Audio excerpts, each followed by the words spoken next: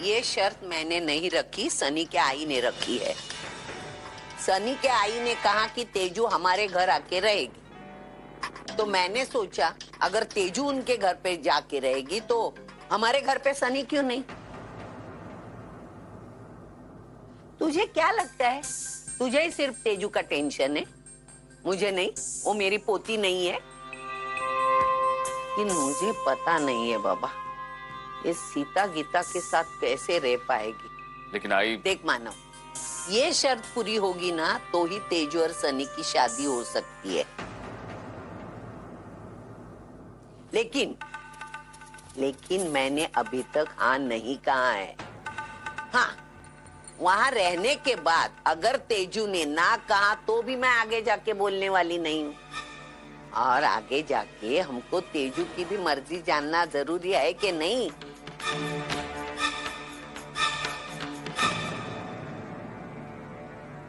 मैं रेडी हूँ। मैं उसके घर जाके रहने के लिए रेडी हूँ।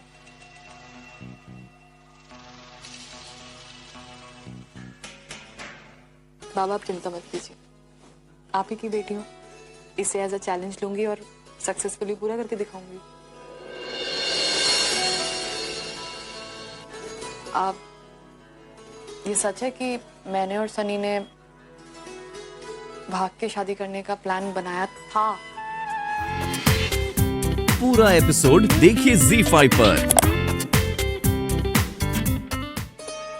मानव अंकल ऑफिस में कुछ फॉरेन के डेलीगेट्स आए हुए थे, तो एक मीटिंग के लिए रुक गए। मैं घर इसलिए आया बिकॉज वो भी यहाँ पे थी तो आना पड़ा। हॉस्टल में मुझे घर की याद आती थी, बट फ्रैंकली स्पीकिंग हॉस्टल का ना अपना अलग ही मजा है। पूर्वी, ये तुमने बनाए हैं? हाँ, बहुत प्यारे हैं। Thank you. तुम्हें पसंद आए? ठीक है, तो मैं तुम्हारे बच्चे के लिए भी एक बना दूंगी। हाँ, थैंक यू।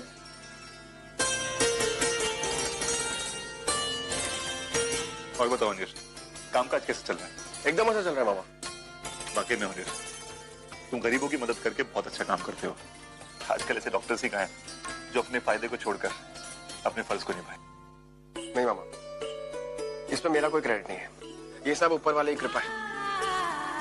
तो बस उन्हीं की छवि देखकर मैं उन गरीबों की मदद करता हूँ और उन्हें थैंक्स बोलता हूँ। बस यही उसूल है मेरी जिंदगी का।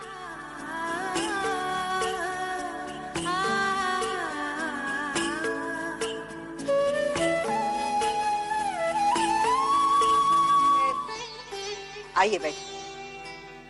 अर्चू, जल्दी आना, खाना ठंडा हो रहा है। हाँ, ये आई, 1 मिनट। ठीक है, आप भेज। खाना खाने के बाद तुम्हें एक जरूरी बात बतानी है। अभी किसको फोन कर रही है? आई को मैंने हॉस्पिटल फोन किया था। दरअसल मुझे पूर्वी की रिपोर्ट चाहिए थी, तो मैंने डुप्लीकेट रिपोर्ट हॉस्पिटल से मंगाई। उसी रिपोर्ट्स के बारे में पूछने के लिए फोन किया था, अभी तक पहुंचाई क्यों नहीं?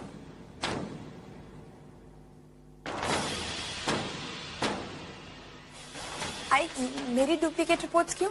और क्या करती मैं? पूरे मुझसे कहा कि रिपोर्ट्स घर पे, लेकिन मैंने पूरा घर छान मारा, मुझे कहीं रिपोर्ट्स नहीं मिली। इसलिए मैंने सोचा कि मैं हॉस्पिटल से डुप्लीकेट रिपोर्ट मंगा लूं।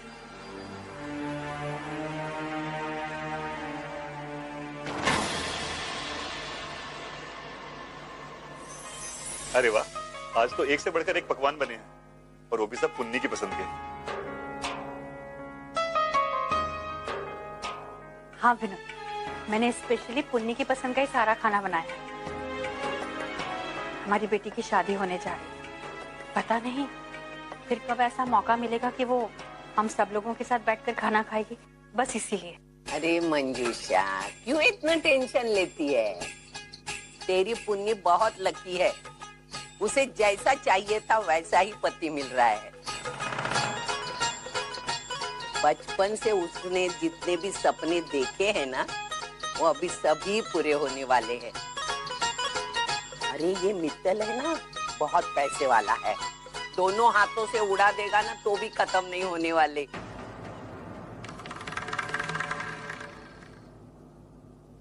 रानी बन के रहेगी, क्यों टेंशन लेती है तू?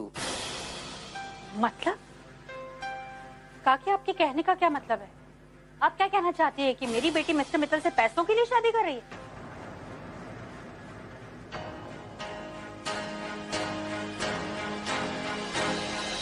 अरे मंजूषा, मेरे कहने का मतलब ये नहीं था बेटा। तो फिर आपके कहने का क्या मतलब?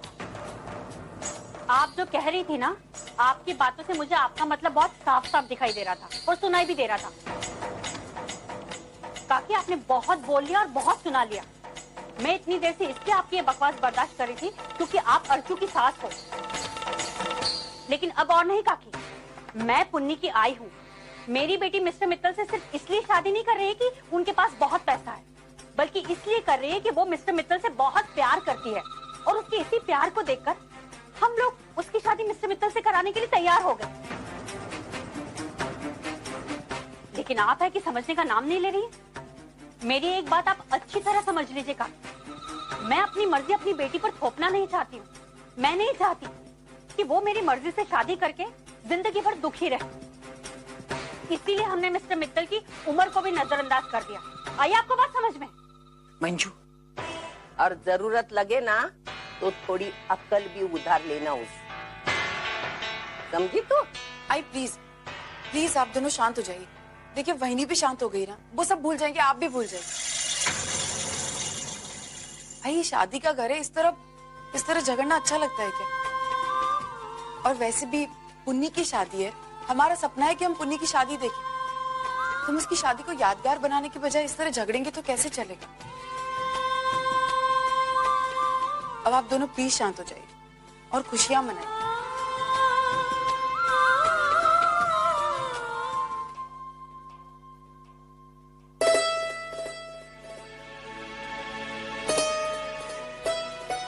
लो बेटा।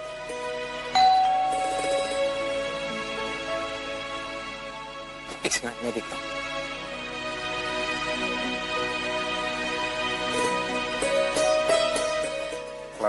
मिसेस पूर्वी दत्त हैं? हाँ जी है, कहिए। सर उनकी रिपोर्ट है। Thank you. Okay sir. नहीं, लाओ मुझे दो।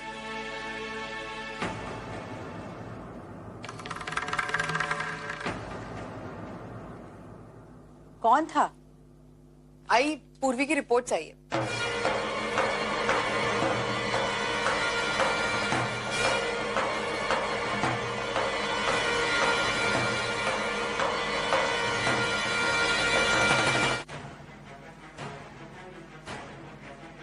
अब क्या करूं?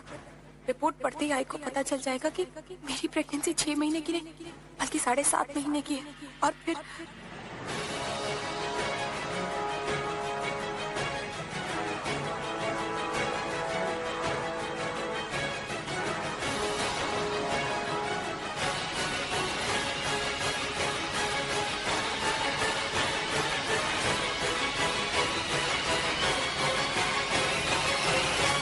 तेरी प्रेगनेंसी 6 महीने की है।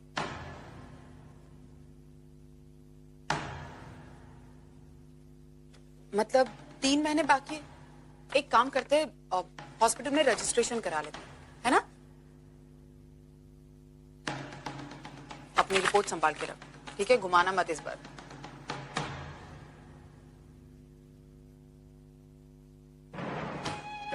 तो इतना अपसेट क्यों लग रही हो? अरे भाई, ऐसी हालत में तो जितना खुश रह सको उतना तुम्हें खुश रहना चाहिए। आफ्टर ऑल 1-1.5 महीने में तुम्हारी डिलीवरी है। मुनीर, यही तो टेंशन की बात है। मेरी डिलीवरी में अभी सिर्फ 1-1.5 महीना बचा है और मेरी डिलीवरी ओवी की डिलीवरी के बाद है। अभी तो जैसे तैसे आपने बात को संभाल लिया, लेकिन तब क्या होगा जब मेरी डिलीवरी ओवी से पहले हो जाएगी?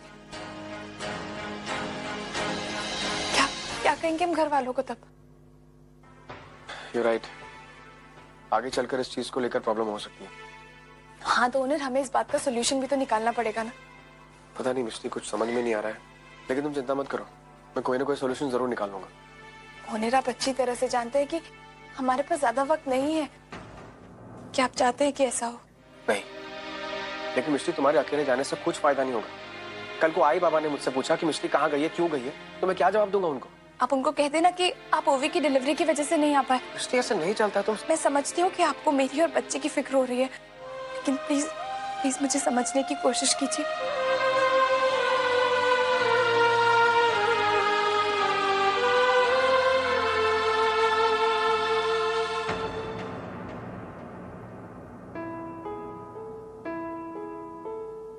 ठीक है, जाओ तो, लेकिन अभी नहीं। पहले मुझे किसी इंसान को ढूंढना पड़ेगा जो तुम्हारा अच्छे से ख्याल रख सके, उसके बाद ही तुम्हें जाने दे सकता हूं मैं।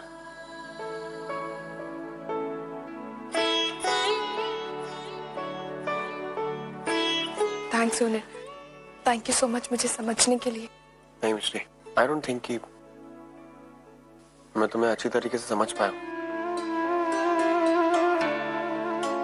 और मुझे दुख तो इस बात का है कि तुमने अपने आप को समझने के लिए मुझे मौका ही नहीं दिया कभी। ऑनर, आप क्या कह रहे हैं? मुझे मिश्री, पुन्नी के साकरपुरा में मैंने तुम्हें और तेजू को बात करते हुए सुना था।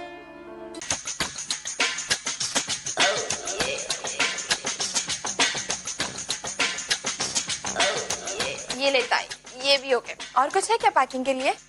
पूर्वी जरा यहाँ तो आना एक सेकंड। अब ये देख, मेरे पास ना ऐसी बहुत सारी कटिंग्स होती थी और मैं अपने आप को ऐसे ड्रेसेस में इमेजिन किया करती थी, लेकिन फिर मैंने अपनी पूरी कलेक्शन फेंक दी क्योंकि मुझे रियलाइज हुआ कि मेरे सपने कभी पूरे होंगे ही नहीं। पता नहीं ये मैगजीन कहाँ से बच गई। बस अब इससे मैं फिर से वही सपने देखना शुरू करूंगी। तुझे पता है, अब ना मैं ये सारे कपड़े अफोर्ड कर सकती हूँ और अपनी शादी में अपने मनपसंद डिजाइनर से कपड़े बनवा सकती हूँ। ताई, मैं तेरे लिए बहुत खुश हूँ। तो जिस तरह से चाहती थी उसी तरह से तेरी शादी हो रही है। अरे हाँ, शादी से मुझे याद आया, वो ऑनर शादी में क्या पहनने वाले हैं? पता नहीं ताई, शायद कुछ ट्रेडिशनल ही पहन रहे होंगे, शेरवानी वगैरह। अगर नहीं तो एक बार देख लेना या फिर मुझे दिखा लेना। ओके? वो भी देख, बुरा मत मानना।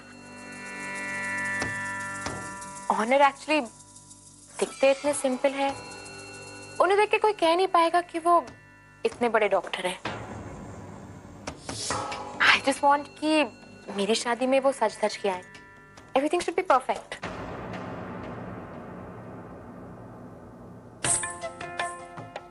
ताई तो बिल्कुल चिंता मत कर, सब कुछ एकदम परफेक्ट होगा। ऑनर बहुत सेंसिबल है, वो जानते हैं कि ये दिन तेरे लिए कितना खास है, और वैसा कुछ भी नहीं करेंगे जिससे तेरी शादी में कोई कमी रहे।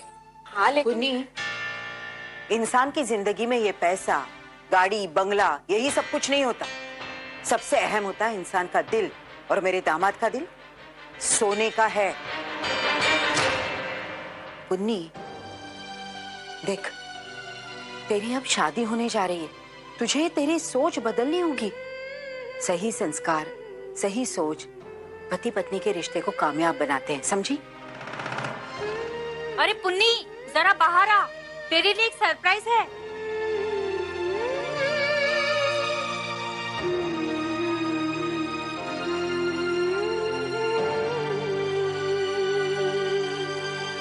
अगर पुन्नी, अरे जल्दी आना बेटा, आइए आप भी आओ। देख ना, देख, मिस्टर मित्तल ने तेरे लिए कितनी सारी साड़ियाँ और कितने सारे ज्वेलरी सेट भेजे।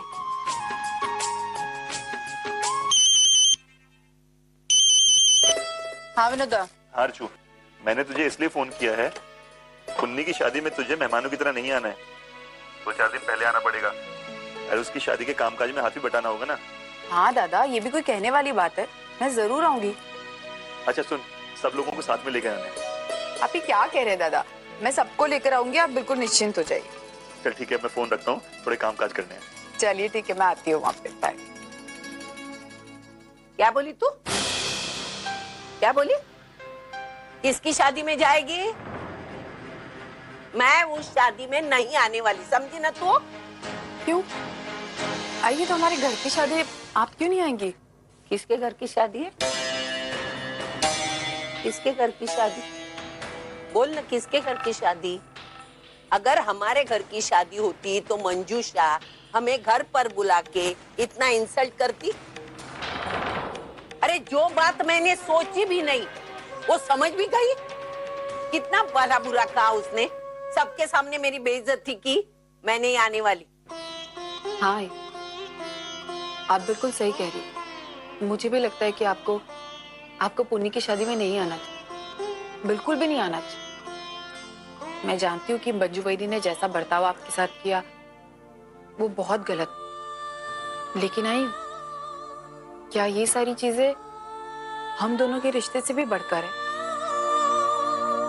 हमारे माँ बेटी के रिश्ते से? आई पुन्नी मेरी बेटी जैसी है और मैं वहां सिर्फ इसलिए जा रही हूँ क्योंकि वो मेरा कर्तव्य बनता है। और मैं यही चाहती थी कि आप मेरा इस कर्तव्य में साथ दें, लेकिन कोई बात नहीं आई, आपके लिए ये सारी चीजें इतनी मायने रखती है और हमारा रिश्ता कोई मायने नहीं रखता, तो आपको बिल्कुल नहीं आना चाहिए, बिल्कुल नहीं आना चाहिए। बस बस, इतना इमोशनल ब्लैकमेल करने की कोई जरूरत नहीं। मैं आऊंगी शादी में। थैंक यू आई। सिर्फ तेरे खातिर मैं शादी में आऊंगी, समझी ना तू? अरे हाँ, तू सोहम से मिलने गई थी ना, क्या हुआ? हाँ, मैं सोहम से मिलने गई थी और आपको पता है वो बहुत बदल गया है पहले से। चलो, तेरी कोशिश कामयाब हो गई। आई तो क्या आप भी चाहती है कि सोहम इस घर में वापस आए? अरे कैसी माँ है तू।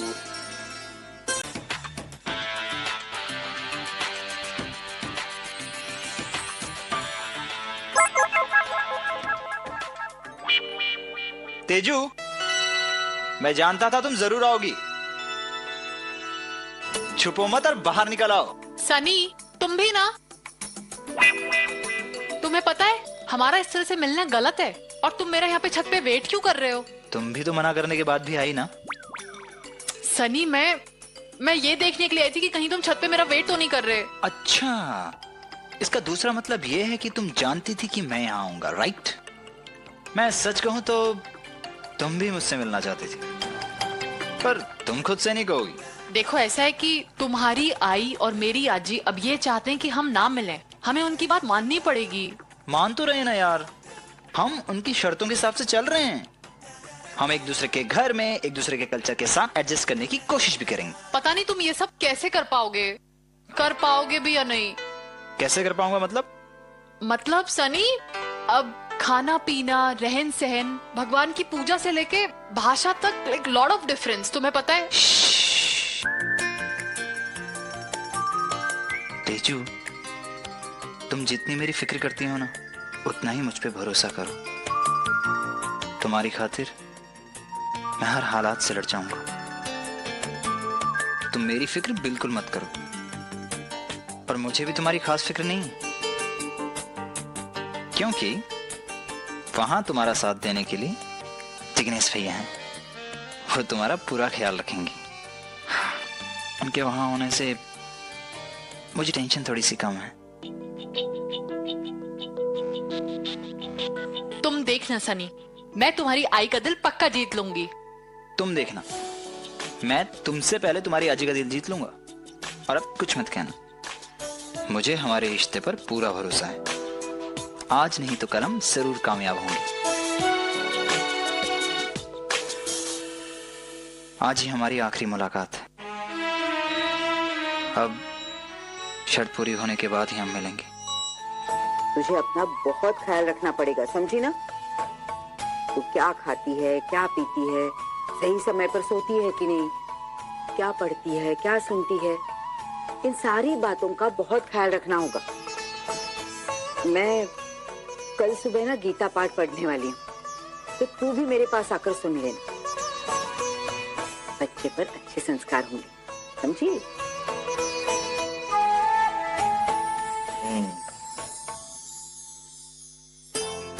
आई, ये ऑनिर भी ना बिल्कुल मानव की तरह है। जैसे मानव इस घर को अपना समझता था, हमारे सुख दुख को अपना सुख दुख समझता था, वैसे ही ऑनिर भी है। शादी में देखो कितनी मेहनत कर रहा है, कितना काम करा रहा है, जैसे इसके अपने घर में कोई शादी हो। अगर आई ऑनिर नहीं होता तो पता नहीं मैं अकेला ये सब काम कैसे करता। बिल्कुल सही कह रहे हैं तुम। मुझे भी आजकल ऐसा लगता है कि मेरे एक नहीं, मेरे 3 बेटे हैं। एक तू, एक मानव और एक ये ऑनिर।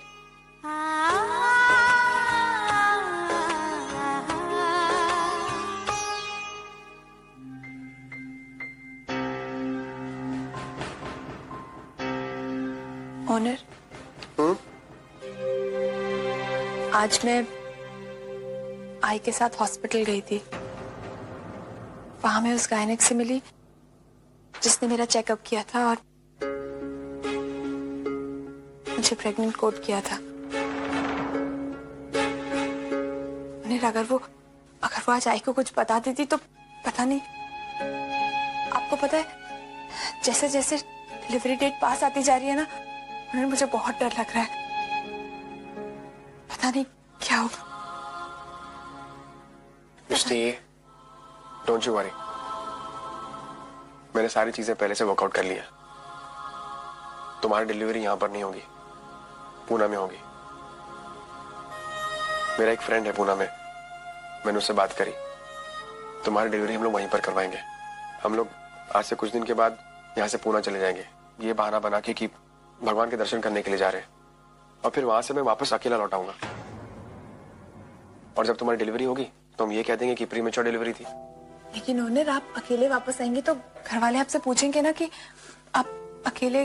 अब देखो मिस्टी, मैंने इस बारे में अब तक सोचा नहीं है कुछ, मैं कुछ जल्द सोच लूंगा। हाँ, ये कह सकते हैं कि तुम्हारी प्रेगनेंसी में कुछ कॉम्प्लिकेशंस हैं और इसीलिए तुम्हें वहीं पे रुकना पड़ेगा और तुम सफर नहीं कर सकती, या कुछ और बोल देंगे। फिलहाल मिस्टी, तुम्हारा यहाँ से निकलना ज्यादा इंपॉर्टेंट है। लेकिन ओनर। मिस्टी, तुम्हें मुझ पर भरोसा नहीं है? Don't you trust me? Owner, कैसी बातें कर रहे हैं आप पे भरोसा नहीं करूंगी तो फिर और किस पे करूंगी? आप ही तो है जो मुझे हर मुसीबत से बचाते हैं। आप ही तो है जो मेरे दोस्त हैं। तो बस फिर बिल्कुल निश्चिंत रहो तुम, और अभी से इस प्रॉब्लम की जड़ तक मैं पहुंचूंगा और तुम्हें किसी भी हाल में सही सलामत बाहर निकालूंगा। मिस्टी, मैंने ये बात तुम्हें पहले भी कही है और अब भी कहना चाहता हूं कि मैं हमेशा से तुम्हारे साथ हूं और हमेशा रहूंगा। तुम बस अपने बच्चे की फिक्र करो और किसी चीज की नहीं। बाकी चीजों की टेंशन देने के लिए मैं हूं। अरे, मैं तुम्हारे लिए एक चीज लेकर आया था, तुम्हें बताना ही भूल गया।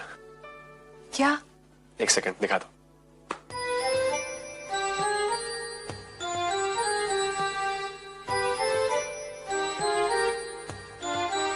ये लो। ये क्या है? खोल कर देखो।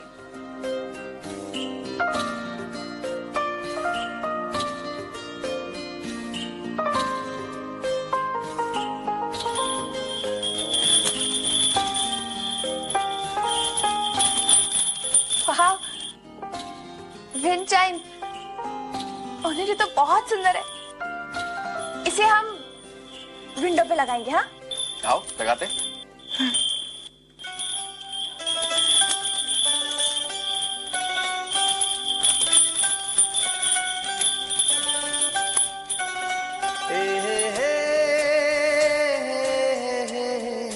बाय द वे, ये सिर्फ तुम्हारे लिए नहीं है, मतलब? ये हमारे बच्चे के लिए भी है। वो तो रह गए। अच्छा, जो मनोज है उसको बुलाना है ना। लेकिन इतने सारे लोग हो जाएंगे विनोद, खर्चा कितना बढ़ जाएगा? मंजू, तुम चिंता मत करो, मैंने बैंक में लोन के लिए अप्लाई कर दिया है और 1-2 दिन में लोन अप्रूव हो जाएगा। वैसे तो मिस्टर मित्तल सादगी के साथ शादी करना चाहते हैं, लेकिन अपनी तरफ से तो हम कोई कसर नहीं छोड़ सकते ना। विनोद, हम चाहे जितना कर लेकिन मिस्टर मित्तल की बराबरी नहीं कर पाएंगे। वो तो कभी भी नहीं कर पाएंगे, लेकिन कम से कम जो बन पड़ता है वो तो कर सकते हैं ना। अरे मिस्टर मित्तल, हेलो सर, बोलिए। अरे विनोद जी, भाई प्लीज आप मुझे सर मत कहिए। भाई एक ससुर अपने होने वाले दामाद को सर कहेगा तो क्या कहेगी दुनिया? हाँ सॉरी सर, सॉरी, इनफैक्ट आदत पड़ चुकी है ना, तो इसकी वजह से। ठीक। अच्छा, मैंने सुना आपने कुछ बैंक में लोन के लिए अप्लाई किया है। जी वो एक्चुअली शादी ब्याह का मामला है, तो मैं समझ सकता हूँ, लेकिन कहाँ आप ये बैंक के चक्कर में पड़ रहे हैं?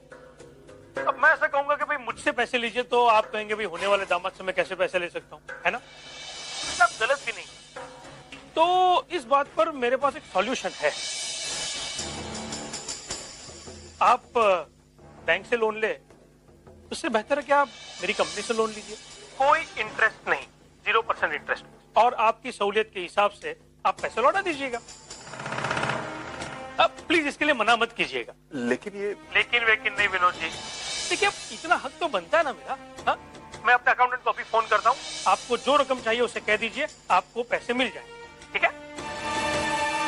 मैं आपका थैंक यू कैसे करूं? आप इतना सब कुछ कर रहे हैं कि। नहीं विनोद जी, मैं अपनों के लिए कर। मैं रखूं फोन? हाँ ठीक है, ओके, थैंक यू, बाय।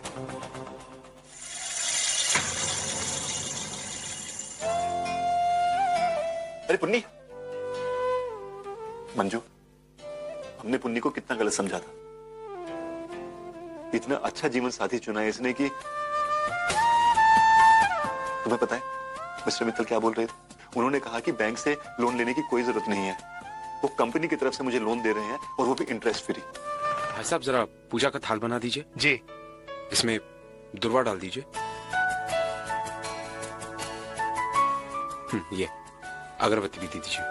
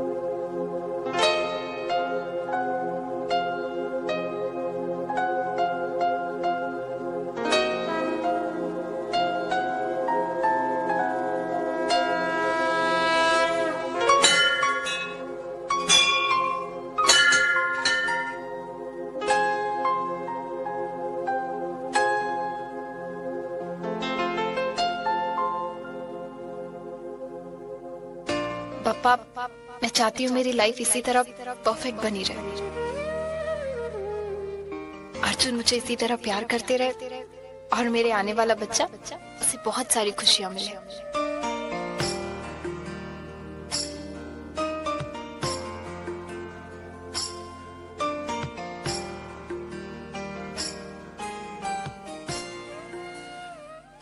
पापा, ओवी के चेहरे पे ये मुस्कान बनाए रखना, मुझे ताकत देना कि मैं उसे सारी खुशियां दे पाऊं, हमारे बच्चे को सारी खुशियां दे पाऊं।